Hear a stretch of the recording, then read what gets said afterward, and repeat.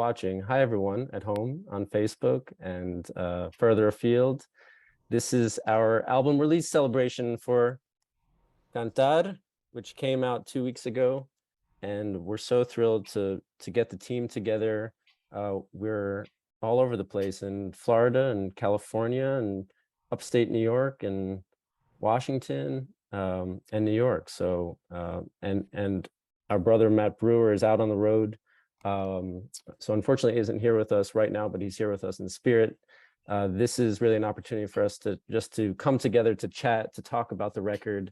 We're going to take some Q&A. We're going to listen to some tracks, but maybe we can just have everyone go around and say your name and what you play or did on the record, and then we can dive in. Dafnis, do you want to kick us off? Sure. Okay. Here's that. My name is Dafnis Prieto. I'm the photographer of the.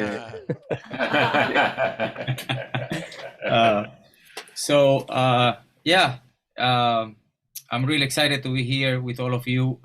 Before I just go on, just want to say how much I appreciate all of your presence and all of your everything that you did in this album, which it was not possible to do without you. I think since the beginning that we start kind of conceiving this album, each of you had a specific place already with your names on it and with your own spirits taken.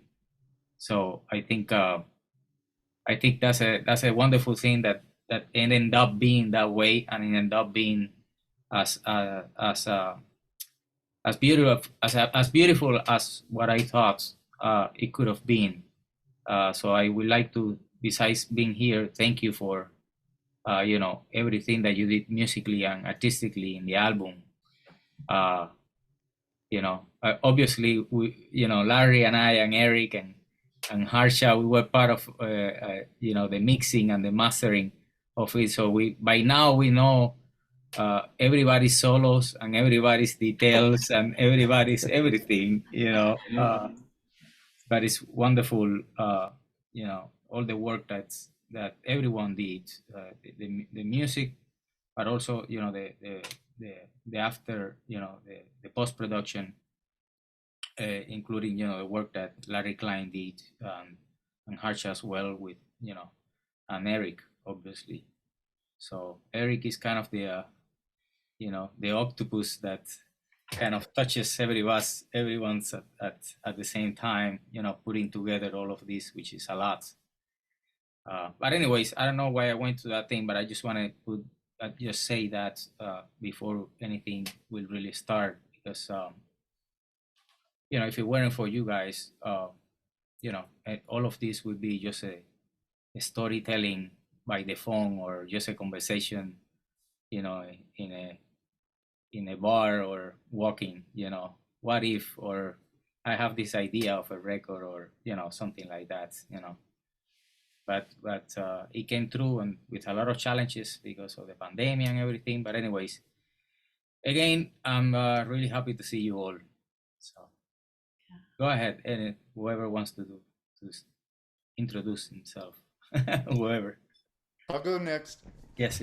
So my name is Peter Apfelbaum, and I'm sitting here in Woodstock, New York, and I played tenor saxophone and soprano saxophone, a little bit of flute and melodica, and some percussion and keyboards on the album.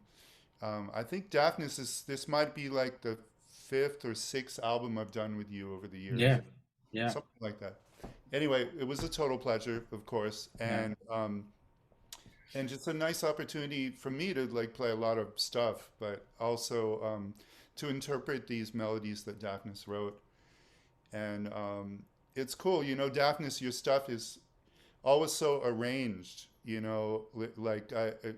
always talk about this. We write the bass line and the drum part. We don't use ready-made, just add water type, pre-made beats, there's enough of that. So I appreciate that you do that. But it's cool, some of the album even reminds me a little bit of some of the great jazz trios, even like Oscar Peterson trio, the way things were really arranged in a very special way. Right. Just groups throughout history that you don't just give the players the lead sheet and just say 1, 2, 3, go. It's actually there's like a vision and a form to it, and it was just really satisfying to play. So yeah. Thank you, Peter. Who's next? I'll go next. Okay, Martin. Oh, sorry. Martin, go ahead. No, please, Martin, go ahead. My name is Martin Bejerano, and I played piano, and I played Wurlitzer actually on one tune, which was cool. I've never recorded on a real Wurlitzer before, so that was fun. And this was just an amazing project to be a part of for a couple of reasons, several reasons. One, that just the music is fantastic to play, so that's a big important reason. Obviously, another one being kind of in the smack in the middle of the pandemic, it was just really great to work on some music after quite a while of not doing much, like all of us, I'm sure. I had done a couple of things here and there, but so to work on such a really great project, especially in that time, was really fantastic. I think it raised everyone's spirits a little bit. And then lastly, I just want to say it was great. I got to work with some musicians that I've always wanted to work with before and record. Everyone on the project. So that was a really great, special thing for me also, to be able to work with some great musicians that I've always kind of hoped that our paths would cross at one point. So it's great to be a part of this. I wanted to just say the same thing. Thanks, Martin, because I want to say what he said. It was so great to meet some new people. Great to work with Luciana and Larry. Yeah. Great to meet both of you guys. I've admired both of you guys. And Martin, great to play with you. I think it's the first time we actually got to record together. Exactly. After doing Yeah. stuff. Yeah. Great to work with Matt. So yeah, for me too, it was really nice new connections for sure. Yeah, can we go next? Please, Yes, please. Please. So we're sitting here in California in our home. It's 6 p.m. in the evening, 6:15 in the evening on a Sunday, just for when people see this in the future sometime. That's And right. really, really happy that Dafnis sent an email to me through my manager at one point, sometime in, I think, 2021 or 2020. 2020. 2020, yeah. Yeah, and that started everything. And I'm just like Martin said, and Peter second, I third this thing. I'm very excited that I got to make music with all of you, and this music, Dafnis's music, so rich and so beautiful and so complex at times, but also simple and immediate in other times. As a singer and as somebody who's dealing with, I love being a side singer. Each project is a new world that I enter, and this world had planets and galaxies and different people in it, and so I learned a lot, and I'm just thrilled and very happy to be here today seeing everybody, and I miss you already so much. So I hope we get to see each other live and make this music live again. Yeah, my name is Larry Klein, and I was brought in, I think, to this project for one reason, because I work quite a bit in the nexus between vocals and instrumental music, and I've always been a musical omnivore, and when I was approached to produce along with Eric, I saw it as a interesting and challenging thing to do, especially because I was doing my part of the job via Zoom from Los Angeles, but also working with this extraordinary music that Dafnis had composed, and knowing the incredible abilities of my wife here. It was a chance to, I think, help with the birth of something that would be different and fresh and special, and act as another collaborator. I think that the best art in many ways is art that is created by collaboration between people who are informed by the same basis, Yeah. but who have their own perspective, and it was a joy to be part of that process for me. Mm-hmm. Sir. Thank you, Larry. Harsha. Harsha. So I'm Harsha Murthy. I think my title is Andy Taub's assistant. That's an inside joke. Andy was our mixing engineer, but at times he was calling the shots. I'm the executive producer on this album. I think what makes me so proud is I remember that initial time when I first heard in March of 2019 Lou's album, the new Bossa Nova, and I was just captivated by those songs. It just the combination of the voice and the variety and all, and that was the impetus for me saying to my good friends Dafnis and Eric, this was actually just in the wake of our Grammy win for the Best Latin Jazz Album in 2019.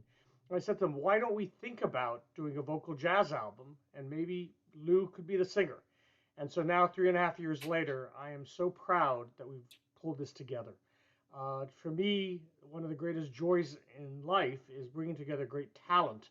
And I think this album is jam-packed with talent, from everything from Dafnis's great compositions to Lou's beautiful singing, to the work Peter and Martin and Matt did, to what Larry brought to this, which was just an overriding sense of how to fill out the album, to tell the story, the arc of that. And then, as Dafnis already alluded to, the mixing, the post-production work, Bernie Grunman, we have a constellation of stars lined up on this album, and I couldn't be prouder, because for me, that is the joy of putting together a team. And so I just hope that the folks in our listening audience feel as much pleasure in listening to this album as we had in making it. So thank you. Thank you, Harsha. And I'm just so grateful to all of you. And this has been a journey. As we said, this was launched during the pandemic when things were not so bright. So, you know, to be able to come together to make music, to make something beautiful to offer the world, I think gave all of us a lot of hope in that time. I'm not sure I said who I was, but I'm Eric Oberstein. I co-produced this with Larry, and it's been just tremendous working with all of you. I admire all of you so much, and I've learned so much from all of you. So thank you for that. You know, we're going to listen to some music. Please, for everyone who's watching at home, please drop your questions in the chat on Facebook. We're actually going to do some giveaways of signed CDs, which we'll mail to you. So the first 3 questions that we pull from the chat, we will send each of those folks a signed CD of Cantar. So get your questions in the chat. But maybe Dafnis and Luciana, do you want to talk about those early conversations and just what was the exchange? Because you had never collaborated before. Dafnis, you had been working on some of these songs for a long time. You had written some of them over a decade ago. Mm-hmm. What were those early phone calls and Zoom calls like? Well, you know, through the years, you know, as a composer, you start collecting ideas and collecting things, and that kind of joined together with the conversation that we have with Harsha at that time. Then, when I thought that I had, you know, a repertoire that was worthwhile in a sense of putting together on the table to start working with, then I reached out to Luciana. I sent an email, but we didn't really have met before or played together. So I had to, you know, at the beginning I was a little bit, well, I don't know if she knows me, I don't know if she knows my work, I don't know if she be into it, but I try, since, you know, it's kind of the dream team. You have to go for that, you know, and then we start working, and I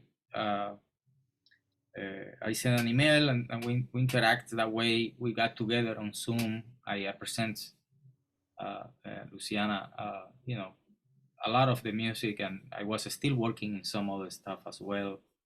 But some of the music, many of the music is new. Some other, it's just like Amanhecer Contigo, for example, is a song that I originally wrote with the lyrics about 12 years ago.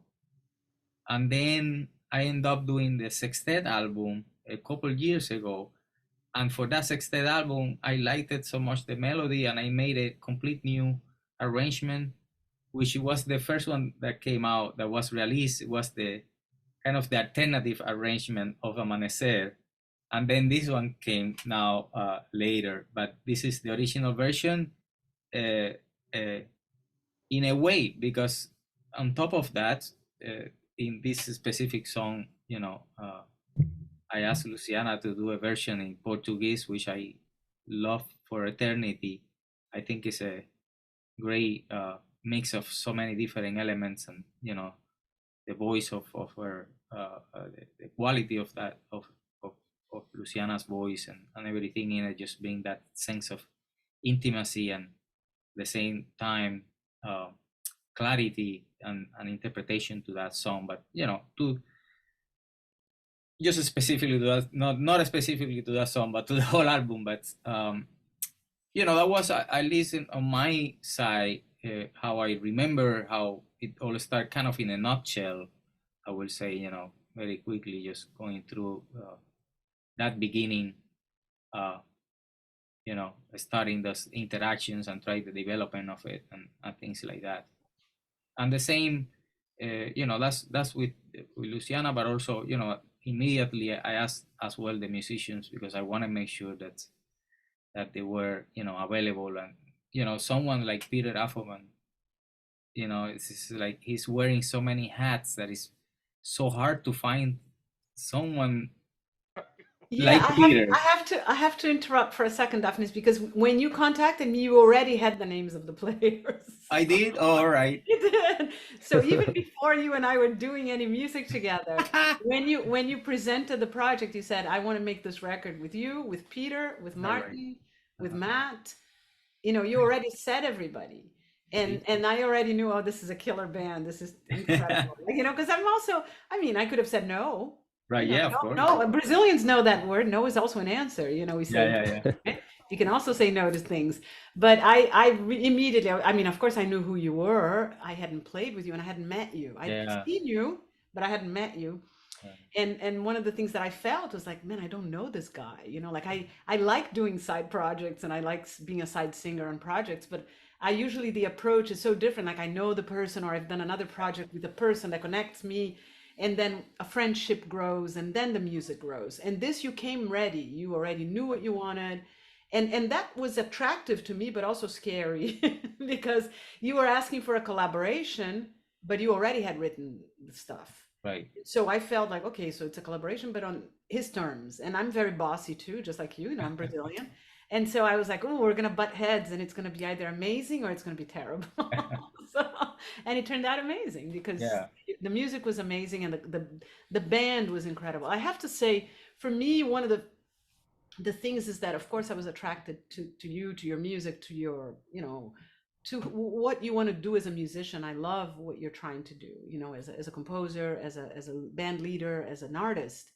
But I also was very interested in, as Peter said, connecting, meeting these new voices, and especially at a time when I felt also, I'm not making my music, the world has stopped. This will be fruitful in so many ways for me because I'll learn so much. I was an egotistical kind of way to think about it, but I was excited about the possibilities, the unknown. Process of discovery. Discovering together, and it wasn't easy, all of it. And some of the conversations we had were tough. Yeah. Some of the choices that you made, there were things that you presented to me and they were in keys that I didn't think my voice was happy. Right. Yeah. Ouvi um tempo, I listened to it to this moment. I'm like, oh God, it could have been just a second above. And, I just wanted my voice to shine in a different way because, it's limited. It's got its own character. But you were adamant about some of the things that you wanted. You wrote it in that key. You wanted it in that key. So we kept it. But I think the whole process was really just exciting and beautiful and alive. That's what I felt. I felt that things were just shaping and then when we got to rehearsal day, it was just so easy. I remember just going into the booth and like the stuff was just happening because you guys had rehearsed, I had prepared, and stuff was just happening, because the music was so clear and generous, and the players were of such, incredible they could come in the room and listen and talk and listen and talk and react and be there together. Yeah, especially that you say, specific individually, every interpretation of each part of the songs, it's just I now when I listen it back, I can hear that it was so focused. Everyone was so focused on the specific song, on the specific sound of what are we going to get out of this specific song, and how are we going to and I think Larry had a lot to do with this focusing process, but many times it was almost like the music was so self-evident in a way that it just at times just spoke by itself. In that process, I really also, as much as I am sometimes or many times very controlling in terms of what in terms of the conception of it, but at the same time I'm always so open to those surprises, as it happened in a few songs actually, that we were rehearsing and then by mistake we make once more or something, and it's like, okay, no, let's just keep it like that, then it sounds much better, things like that. I just being open into that interaction and that collaboration was a great why don't we listen to a track? What do we want to kick off with? Luciana, pick one. You pick one. Oh goodness. Yeah. What did we start with? We already heard at the top. We heard Wahida. Wahida, yeah, we heard Wahida. So yeah, let's listen to a little bit of actually, let's listen to Amanhecer. Can we listen to the whole thing though, so we don't stop it? Is it possible? It's not too long, right? We can. We have a 1-minute clip queued up, but we can also listen to the whole thing. What do you all think? I don't Only so we don't stop the solos. You know what I mean? So we listen to the thing and like sure, like we heard something. At least one. Yeah, sure. Okay. Let me just get it queued up here. Yeah. It's funny at the beginning, when we were rehearsing, I was the singer before Luciana came to rehearse with us, and I'm seeing, sometimes I see the footage of me singing. It's like, oh man, that was. I'm glad. I'm glad. I'm glad Luciana showed up. I'm glad Luciana showed up on time. That was salvation there, right? Okay, we got the music here. Just give me the thumbs up if you all can hear this. Yeah. Bring it in here. Oh yes.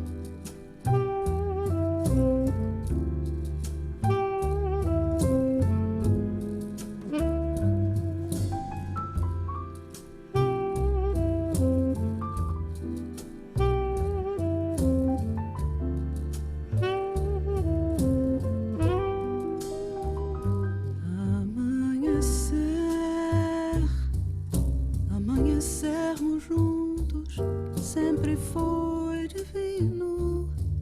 Amanhecermos juntos sempre foi perfeito. E se existe uma razão, te digo, poder abrir meus olhos e te ver comigo.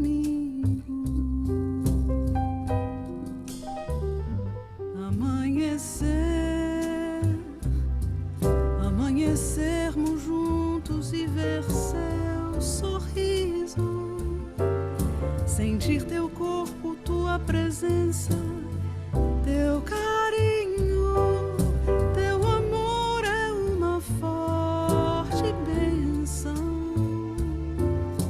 que me adoça as manhãs intensas. Dentro de mim, você é o sol, a lua, o meu caminho. Sempre quis amanhecer contigo para beijar os teus olhos dormidos. Já somos dois corações batendo lado a lado. E agora eu que estou dormindo, só pra poder amanhecer contigo.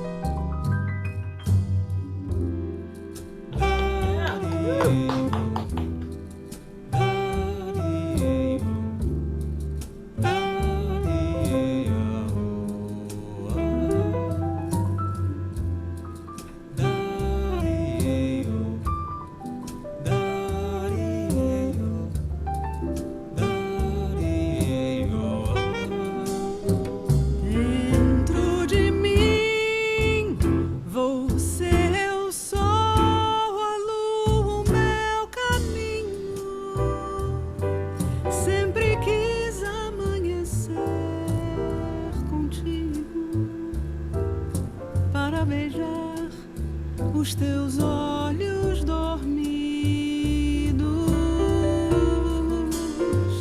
nós somos dois corações batendo lado a lado. E agora eu que estou dormindo, só pra poder amanhecer contigo.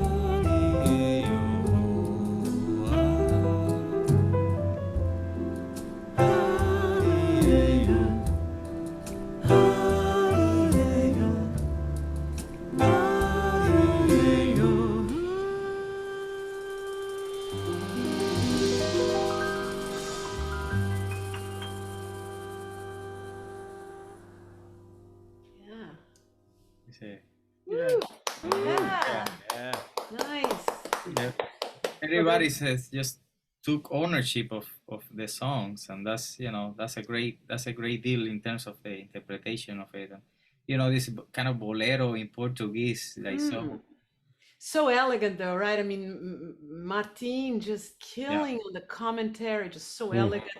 Nothing extra, nothing less, just exactly what it needs. Matt just solid. Peter just killing solo, just so I mean, just amazing. And Daphne's just setting up this, this kind of intimate but rolling and sensual and just amazing. I mean, it's like there's an ease to that song, which, Luciana, you've talked about this. You've talked about how, and Dafnis, you too, about how this is almost like a family song. We wake up with our families in the morning, right? Yeah. And the kind.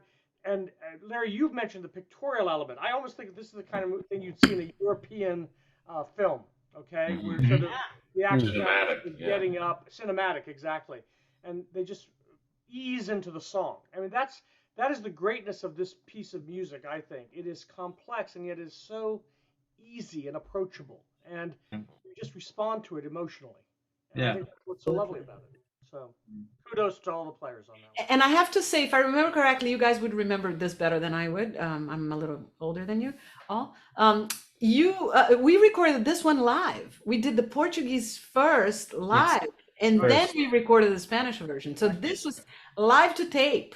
There's no ifs or buts. I mean, I think Peter covered the keyboard later, the strings. Yeah. But I Correct. think the thing was done from top to bottom, which is amazing. It's so relaxed. Everybody's just in it, you know. Very bound together and, Yeah. and lyrical, you know, like Yeah. everybody's playing just like a good conversation, you know. Mhm. Yeah. Yeah, that's the beauty of the interpretation, like, you know, the learning that is everybody's space, and then, you know, kind of massage that collaboration in the air, and it's like a, you know, a real conversation when you want to Right. make it work. And on this one also, if I remember correctly, we had a shorter solo form, and then Yes. we decided to augment it to Mhm. so Peter could have, because it feels very balanced now Yeah. with the voice, and it's a male and female, like a counterpoint thing, you know. Otherwise, it was feeling so short. So Yeah. sometimes, you know, as a singer, I love the idea of having this dialogue with, but here it happens with everybody. It happens with the drums and the piano and the horn. Everybody's kind of talking a little bit. You know? And I there's just still remember there's my- still so much room for Yeah. for the voice, you know, Oh, even though everybody is commenting Mhm. and interspersing little remarks musically, there's still tons of room for the voice, you know. Mhm. And I then want Larry, to. go ahead. Sorry, Harsha. I just want to shout out our engineers, Andy Taub, our recording engineer, and Mike Marciano, our mixing engineer, and then Bernie Grunman, our mastering engineer, who just make this track sparkle so beautifully. So just wanted to shout them out since they're not here with us on the screen. Right, and Remember- thank you for indulging me and playing the whole thing. I know Oh, you of have your course. own timing thing, but it's so nice to be able to listen. And if we were in the same room, I would never let you stop it. That's right. But you know, Larry talked about that. I remember when we were recording this, about how those solos. I think you used the word fire at times. I mean, the kind of balance, you know, in his part, and how it really lends itself to be both calm and a little bit stronger at times. So, Dafnis, this notion of the conversation is really very much there. And I think Yeah. Larry contributed to that in what you said Yeah. that day as we were recording this. Yeah, indeed. Punch and fire in that solo part. So Lou, this is in your native tongue.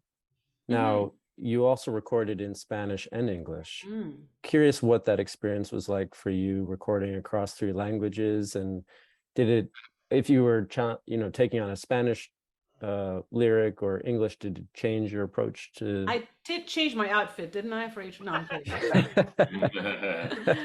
No, it was, I mean, Dafnis was so welcoming and excited about, you know, it's got to be this way. And that's what I'm hearing. And, you know, my job, like I think Peter and Martin, I can speak for you guys.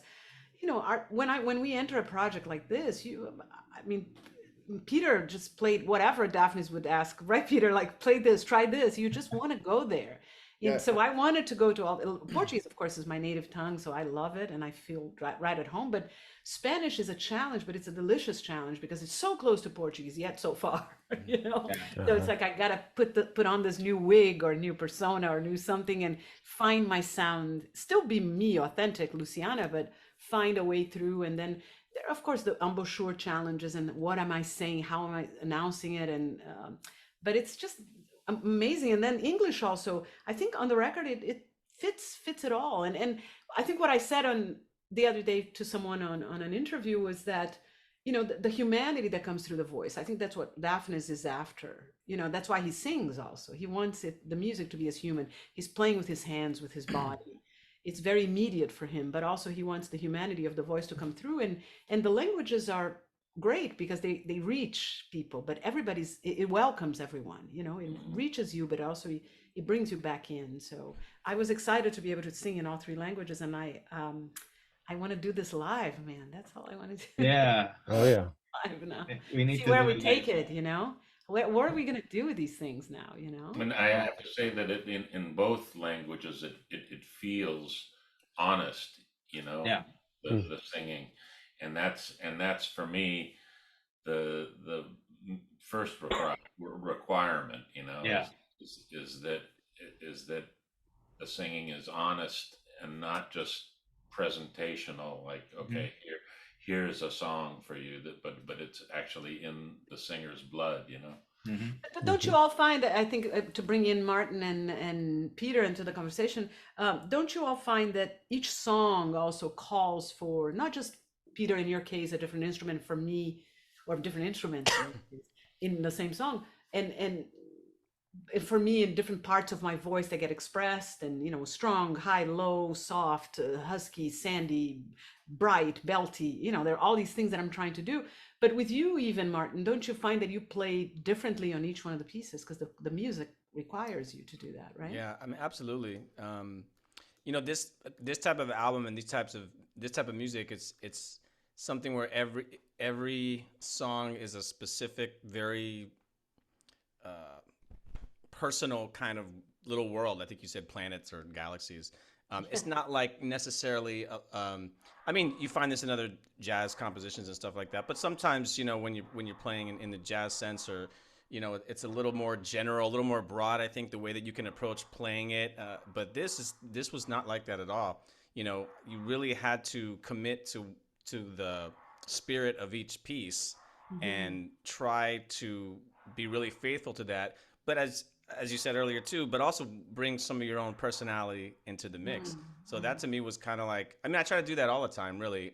But on this kind of music, really, it definitely called for that kind of approach. You know, first, be really committed to the spirit of the songs that Dafnis wrote.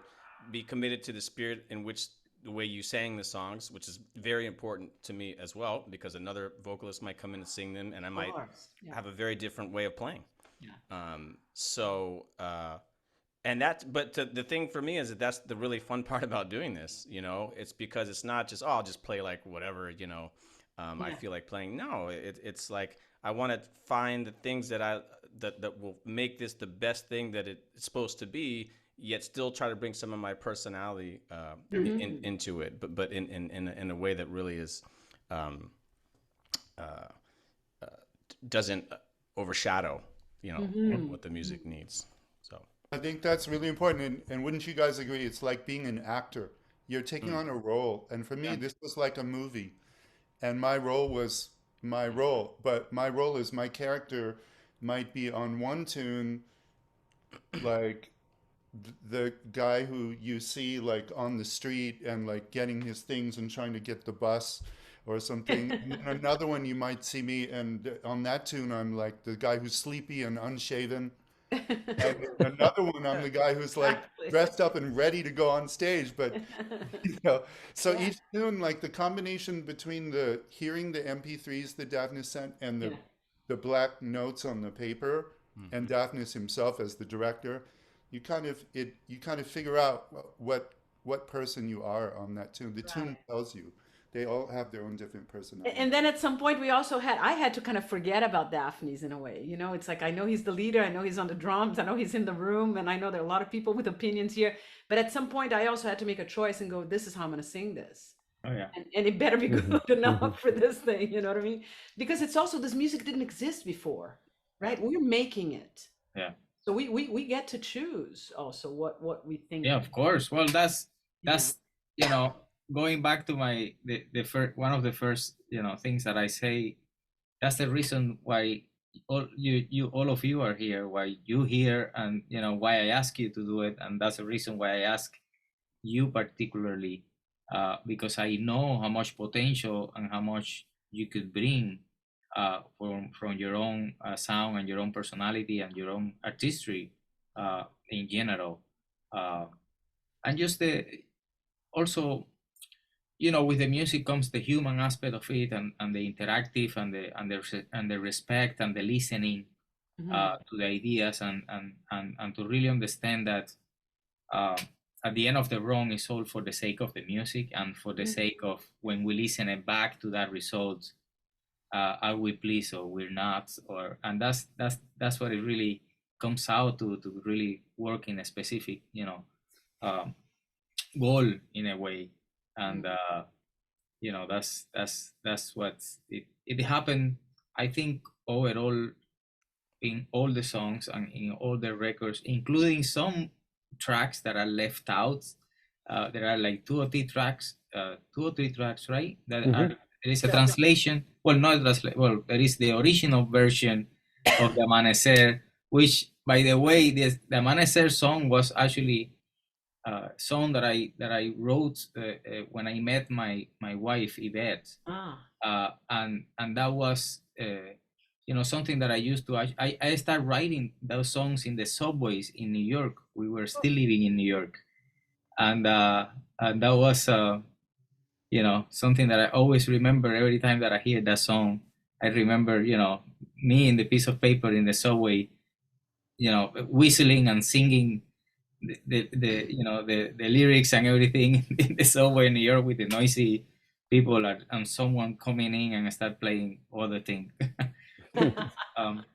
Maybe we can hear something a little bit more like something like the stutterer, which is such a structured but yet at the same time liberating a song in terms of improvisation and interaction between all of us, among all of us, right? Mm-hmm. Yeah. So that would be to the concert. Do we want to line up the 1-minute clip, or do we want to start from the Just beginning? just put the whole thing because Okay. there's so much stuff, and this clip is actually like 3 minutes. This is one of the shortest songs, I believe, but short but intense. That's right. All right, getting this set up here. And just so people, before you, people that are watching, it's important to say in the YouTube channel we have 3 singles of the song from the album, and that's going to be the 3 singles of the album that are going to be there. And we also released a couple days ago, last Friday, we released the EPK, the making of the album, and you can see much more story in a sense of interviews and interactions and how it was made it, and everything on those terms. That's right. And the link that's pinned in the chat, you can find all those videos on the site there. So please enjoy. And this is To the Concert.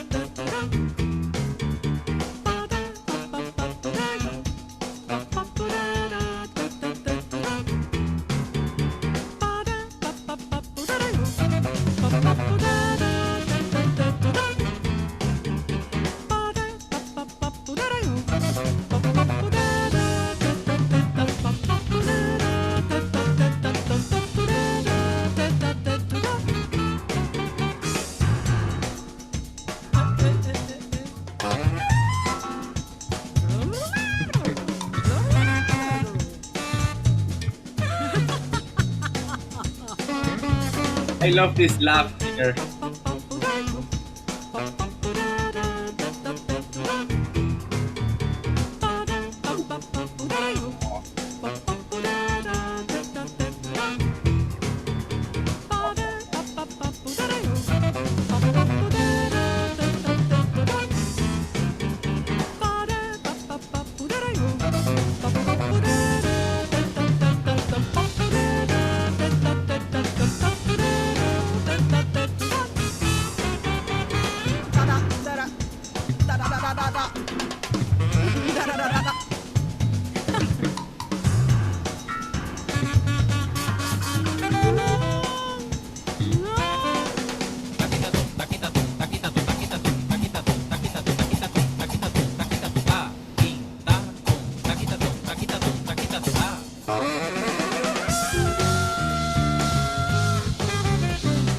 Yeah, baby.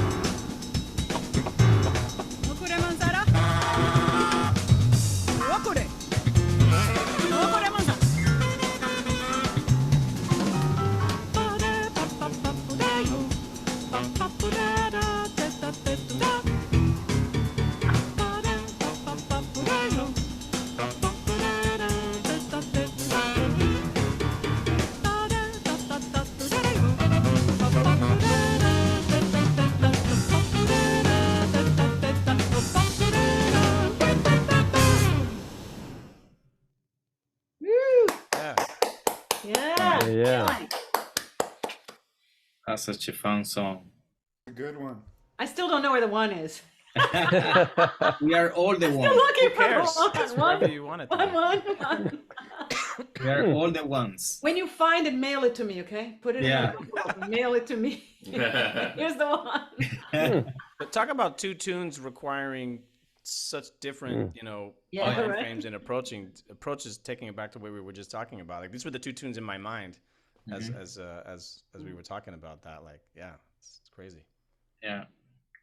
I mean, the fun of this of this album in the making is the balance and the variety on content from the lyric aspect of it as well, because it's not only all the songs about love or all the songs about it's a balance of different situations and relationships in a way, you know, with nature and things like that, like Brisa, for example, you know, like a song like Brisa, which I pictured and I mentioned it to Luciana, like this Brisa is a song in Spanish.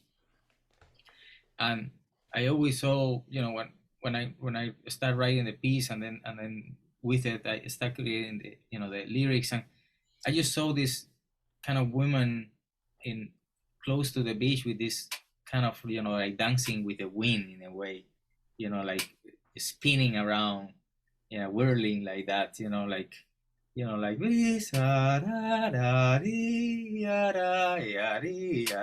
that kind of, you know, really you know, just desenfadado. How you say that? Like desenfadado. I don't know how you say that word in English. It's like, you know, when you Carefree.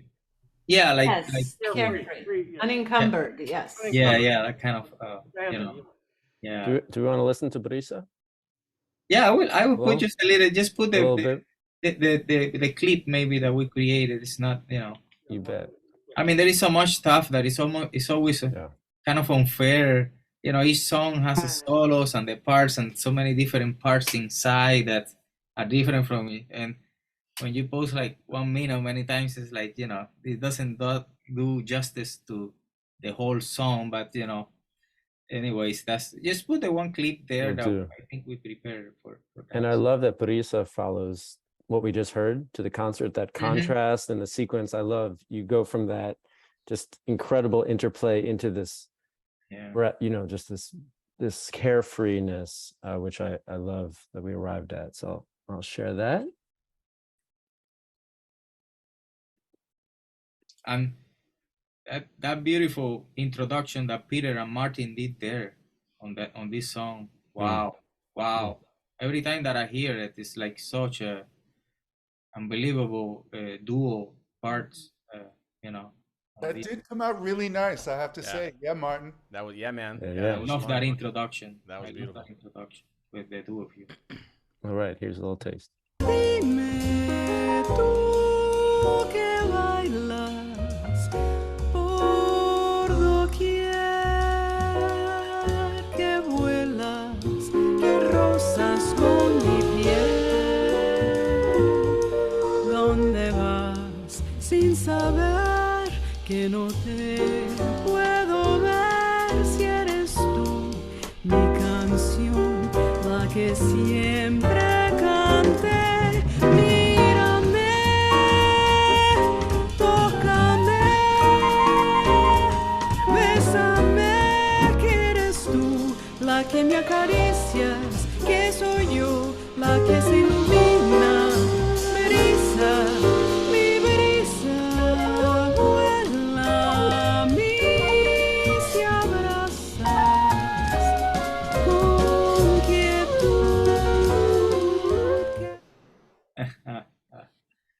See, when you finish listening is when you start getting into it.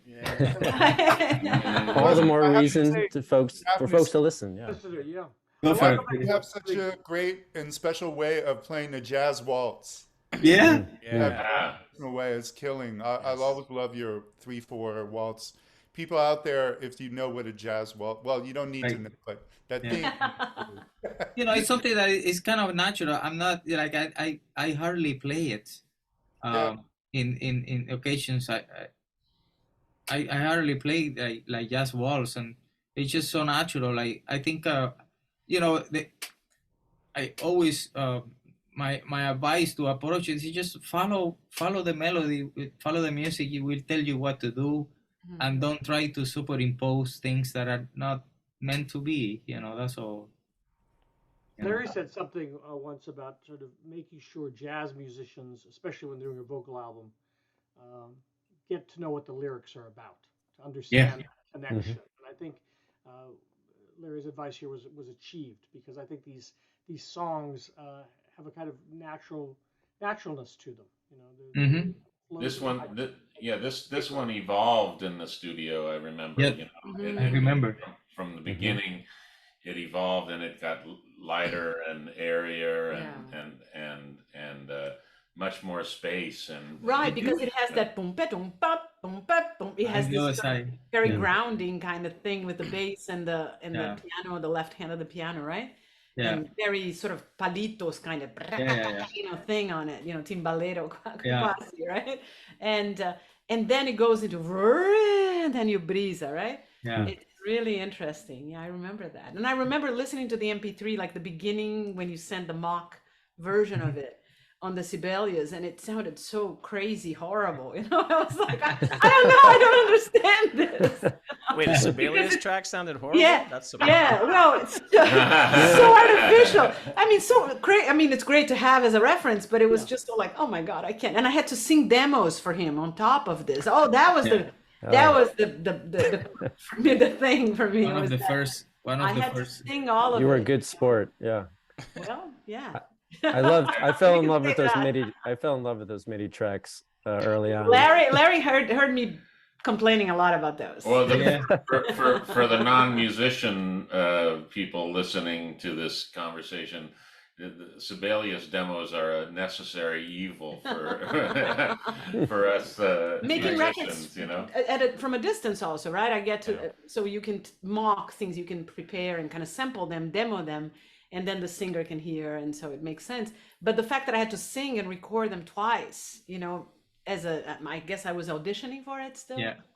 No, it was part of the thing, because we need to hear it, at least in my case, what I want, and I thank you for being patient on working with me on this, especially because I needed to, at some point I had all the ideas in my head and everything were the voice, but I wanted to really see the balance in terms of does he need another thing, and we can both hear it now with your voice, even though with the non-sophisticated sounds of Sibelius, we can now hear a little bit more of a balance and time wise, and and that kind of thing that I wanted to just have an experience of that before getting into the studio, so we know already we didn't have that much time in the studio to lose, so we needed to be very efficient, right, in all of that, because we have the specific timing,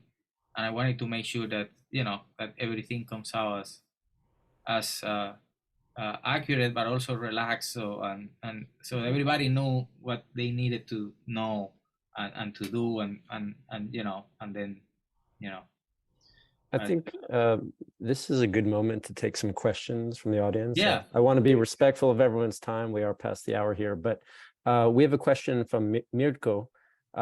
This is for you, Dafnis. What was the biggest challenge of being the band leader on this project from the drums? This is a vocal album. You're not necessarily in the spotlight or leading at all times musically. What did that feel like to you on this record, maybe compared to other projects? What was your role on this project? Well, to me, certainly it was, going specifically about the challenge. It was that this is the first time that I do an album with lyrics that are so, specific. I did a project a while back with a proverb trio, but that was completely improvised with Kokai singing, and was all improvised.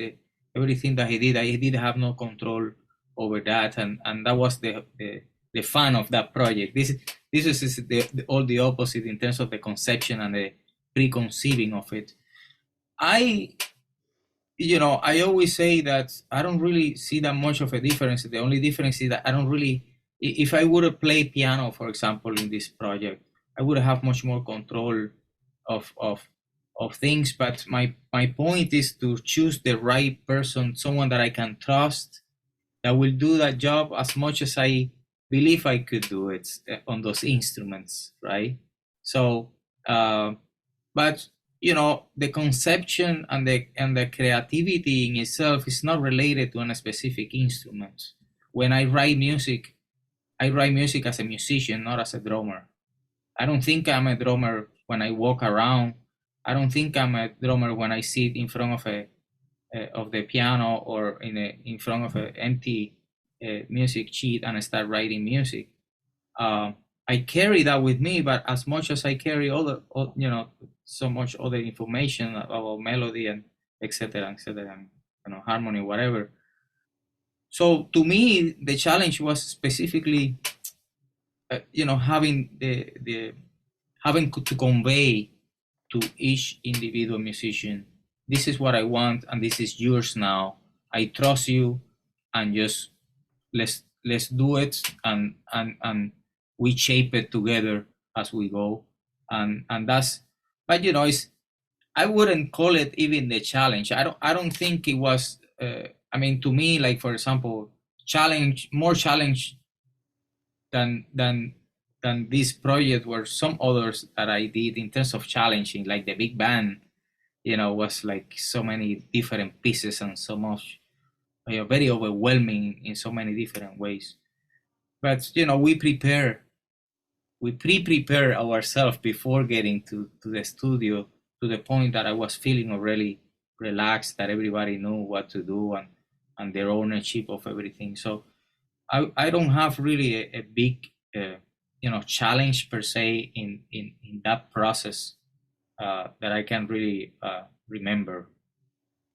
I mean, you know, every interaction, whether that is an agreeable thing or a disagreement, at the end of the run, I see it as the benefit to the music, and I don't attach myself to any personal you know, challenge that I might have in the temporal world, because I'm looking most of the time in the long picture of you know, of the empathy that we go, and the whole, you know, the process of it is that's part of it, you know, challenges, but it's not really a big challenge in that sense.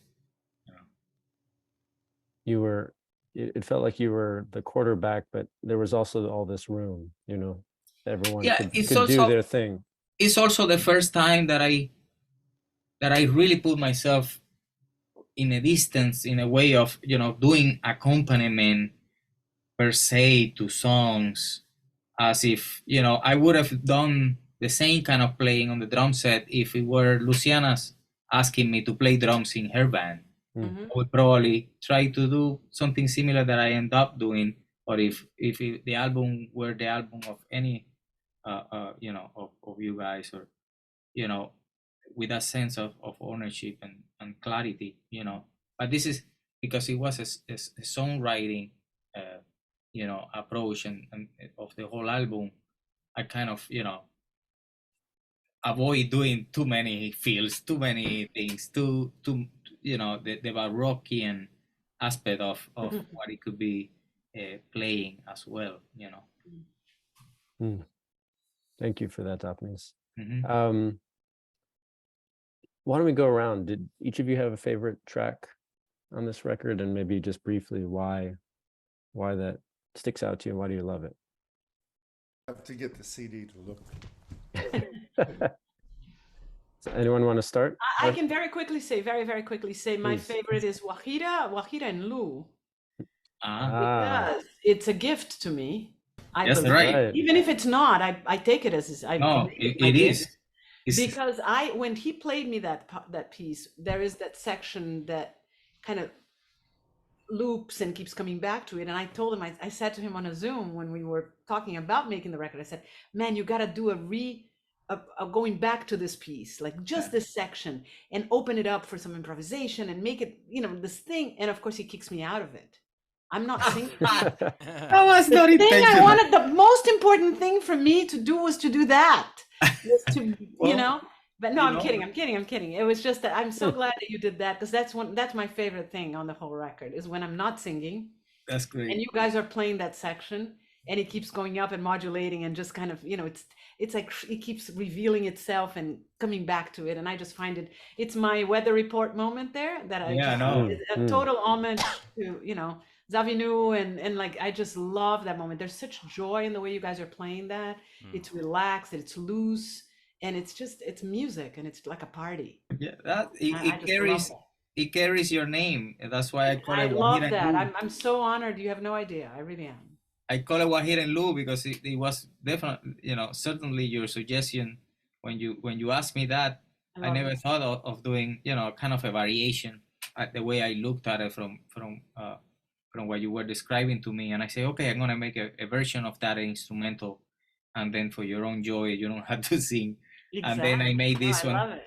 which I really enjoyed, and I really enjoy that track as well, and the whole shape also of the album, which we discussed so many times, and especially with Larry at the end that we make these very last adjustments in the ordering of the pieces, which to me is very important as well.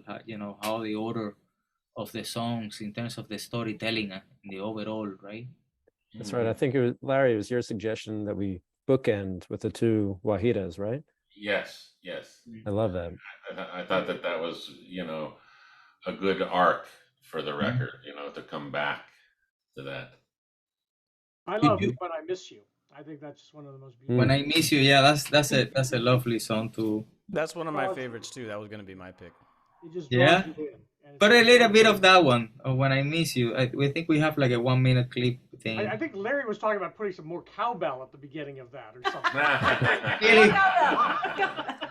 But I do remember that being just when I. If he tells me that, I start scratching my head. Joke, Yeah, But let's gorgeous listen. Let's listen to just a little bit of it. I will love you forever. You're my soul, my treasure. In my dreams, I can see you always with a smile. I can feel your warm presence in my every breath. Now you fly into the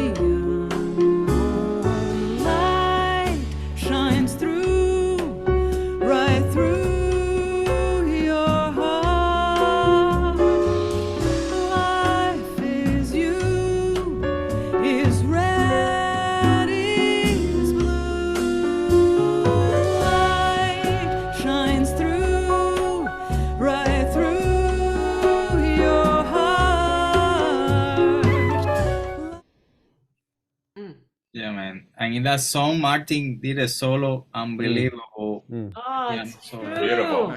Yeah. That was an exquisite guys. solo. Yeah. Well, just I guess beautiful. people have to really listen to the album. Yeah, that's right. I'm sorry, people have to buy the record. Yeah, Not Yes. just go and listen. Well said. Buy this record. This is something, You want to have. Yes. yeah. Don't right. steal the Excited to money. have it at home. And when we go on the road, we're gonna have mugs and T-shirts, Oh, yeah. Oh yeah. scarves, Oh, yeah. mittens. Everybody can lunch boxes. Yeah. Yeah. Everybody start singing. And the prize is to see Dafnis dance as we did after Oh, the yeah. last Oh. Oh, set. yeah. Peter, what's your favorite, Peter? My favorite? Yeah, you got the record out. Yeah, I was just looking at them. I love that last one and Guajira and Lou, the Muse, all the ones we've heard. I love, but since people haven't mentioned it yet, I would like to mention one I do love in particular is Unknown Man. Oh, yeah. That tune is so simple and it's kind of dark. It's a different thing. It's very interesting tune, very interesting tune to have on a Dafnis album. Because Dafnis, I've heard a lot of your music by this time and gotten to play a lot of it. But that's a very special and unique tune. To me, there's no style in that tune. Yeah. There's no style. You couldn't say that's any type of music Right. at all. That's just like it's a very beautiful, kind of dark and poignant Mhm. to me. Very simple. And I guess I played like synthesizer on it, You right? play percussion. You play synthesizer, and you also play percussion, doing interaction with me with the drum solo kind of thing going on top of it.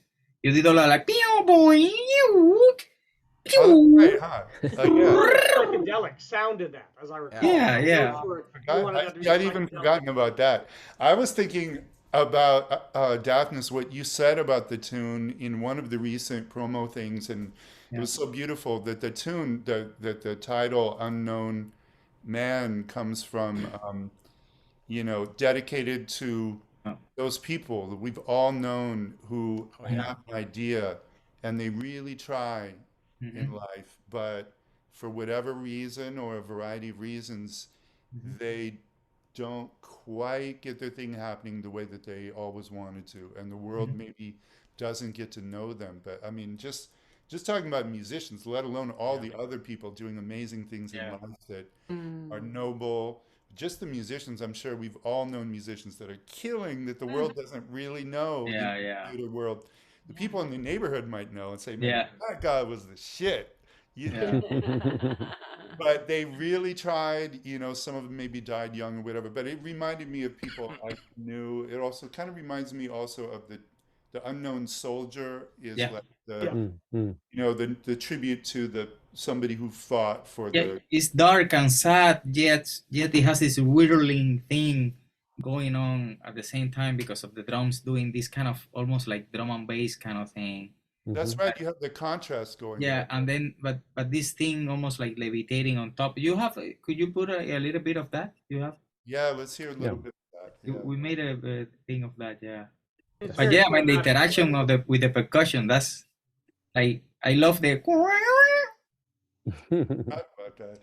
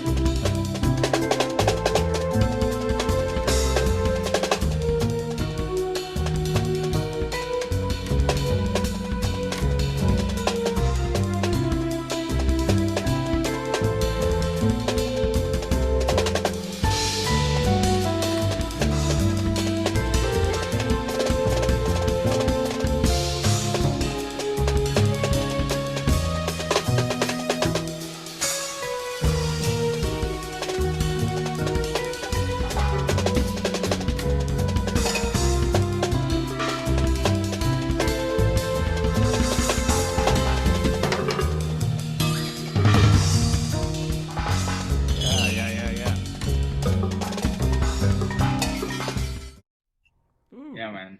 Yeah, that percussion stuff is awesome. I forgot all about that. Amazing. Every time that I hear that song, I just feel like I'm flying on top of a city or something. Yeah. Very cinematic in a sense of Very cinematic, yeah. of like like this liberating kind of thing. But dark, not a bright city, but a dark one. Maybe just because the song has that kind of dark entity in itself, like that kind of kind of a dark existence of the unknown. I always say to the people that never made it to the pages of history books, that's what this song is for. I love this. Just sonically, the way that track sounds is the synth sound is so dark and beautiful, and the whirly. You and then play get these really whirly, sharp, crisp drums, kind of like it's a great, amazing combination of sounds. Yeah. Is anyone else has it? For me, quickly, it's Brisa. Brisa breaks my heart in a beautiful way, just out of the gate. Just so, I mean, that intro that you guys play is so beautiful. And Peter, your flute playing on this record. Oh yeah. Not enough people talk about Peter Apfelbaum's flute playing, which is just you know, its breathiness, but, you know, sensual and just delicate. So for me, it's Brisa. Wow. Did we play already a little bit of that, right? Yeah, we did. Yeah, you did. Yeah. Yeah. Is there any song that you suggest? Maybe Larry, do you have a song that you... We already listened to the concert, Oh, I and see. the way that turned out, the combination of abstract, you know,